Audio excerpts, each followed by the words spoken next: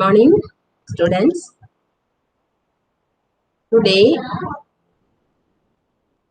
we are going to see about definition of human rights. In this video lecture, we are going to see about this definition of human rights.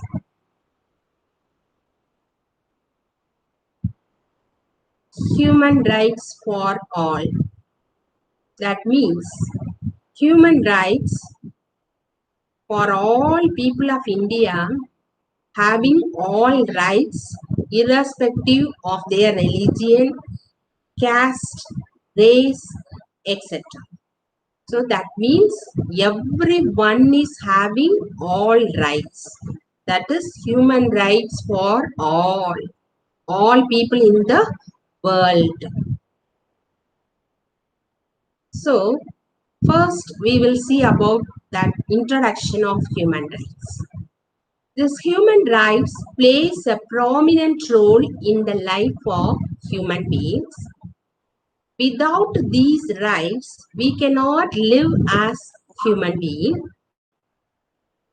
Apart from that, they are regarded as a bedrock of a democratic system. We all know India is a democracy. This democracy is of the people, by the people, and for the people.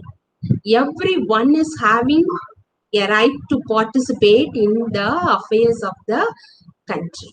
So, this is in a democracy, human rights is a basis.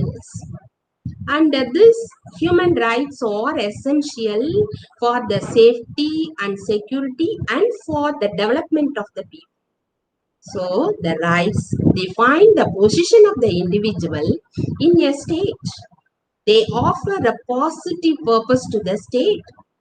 Through the rights alone, the state promotes the general welfare of the society as a whole. So, rights emerge from the state.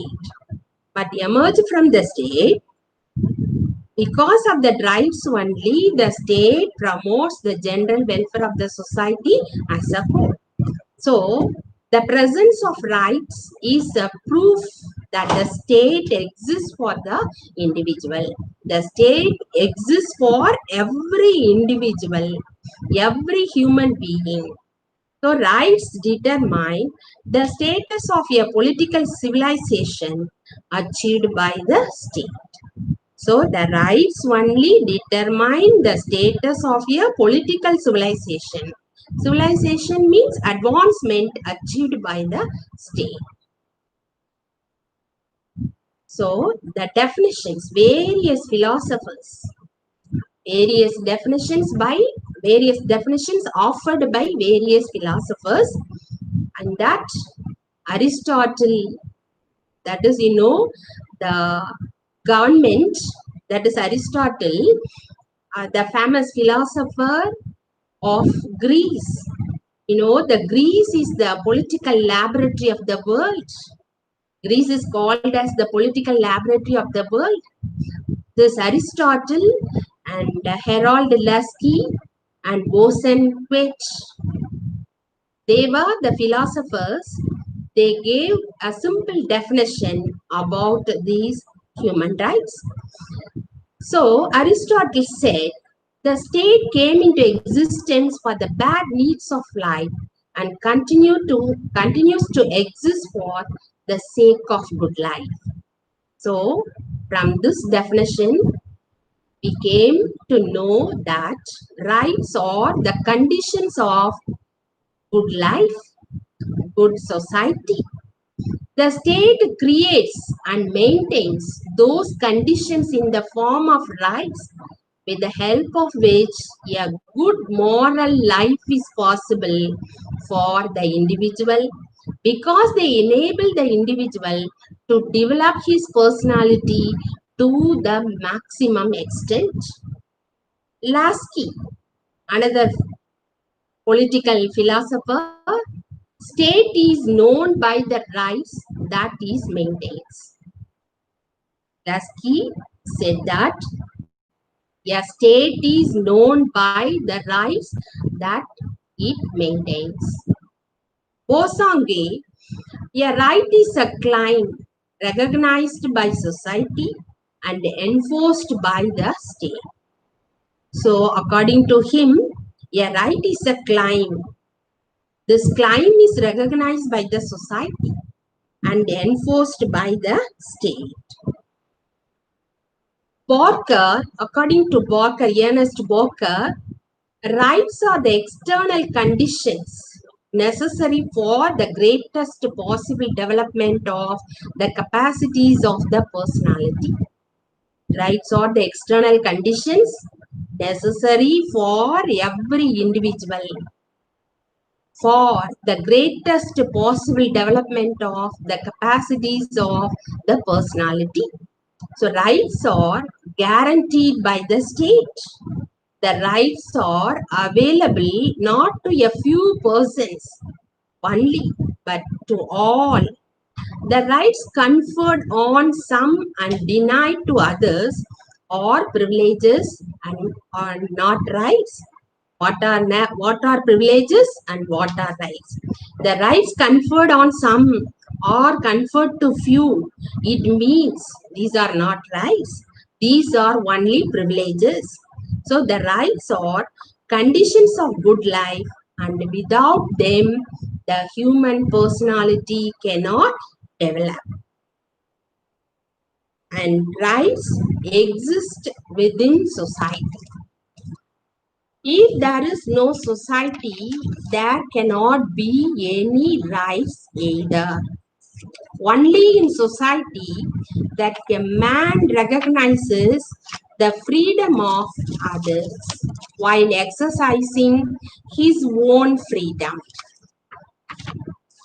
So, the right is therefore recognized by society, recognized and sanctioned by society. If there is no society, there cannot be any rights either.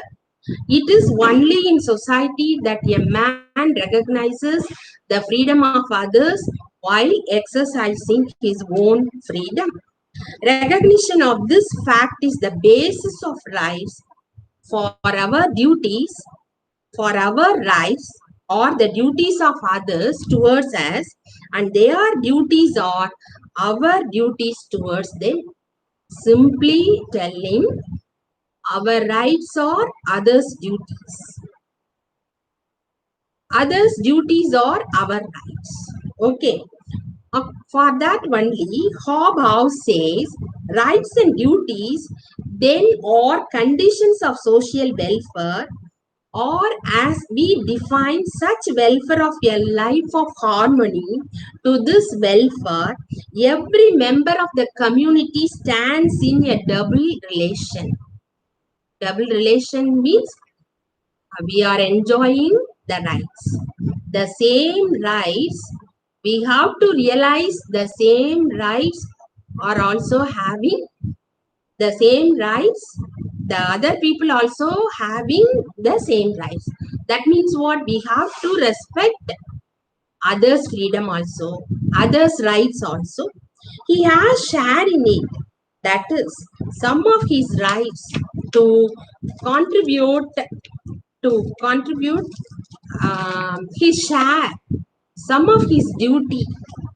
Yeah, some the rights is a sum of his duty, a complex of rights and duties linking men to each other. So rights exist within society. That means if there is no society, there cannot be any rights either.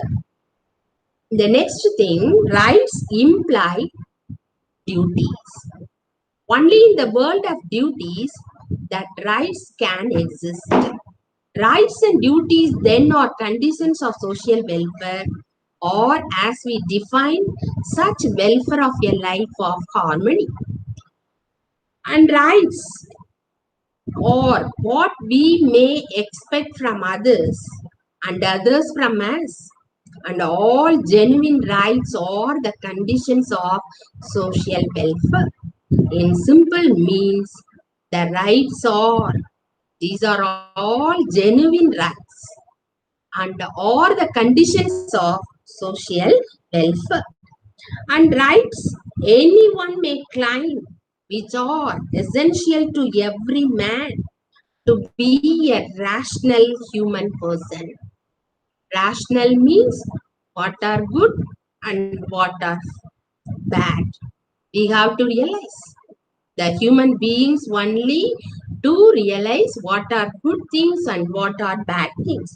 So, the rights are necessary for human beings for the fulfillment of the function that society expects from him, conditioned by and correlative to his social responsibilities.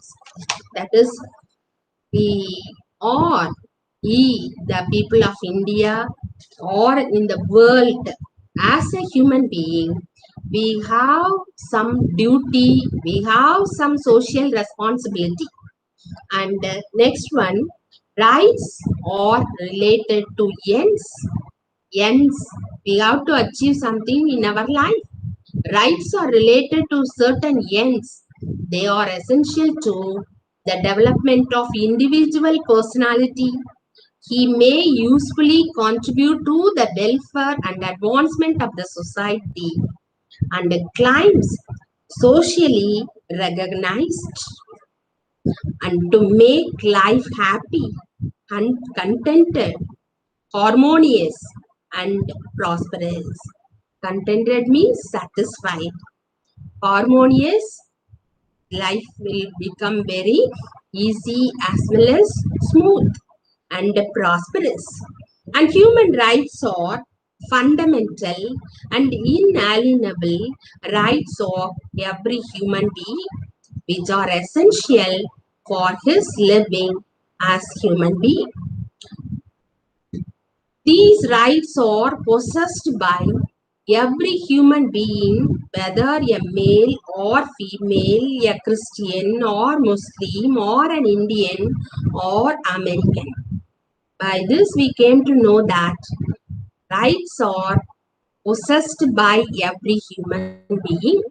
Rights are universally applicable. Thus, these rights are possessed by human beings, irrespective of caste, creed, race, religion, nationality, sex, color of the skin, etc. And they are inherent rights possessed by virtue of one's existence as human being. As a human being, these rights are essential for us, and these are birthrights and are essential to fully develop and use human intelligence and talents.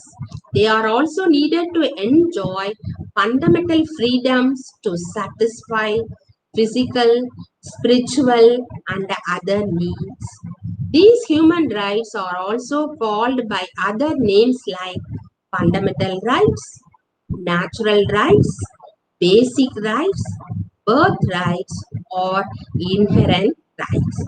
So, from this lecture, we came to know that what are human rights, what are the definitions of human rights. Thank you.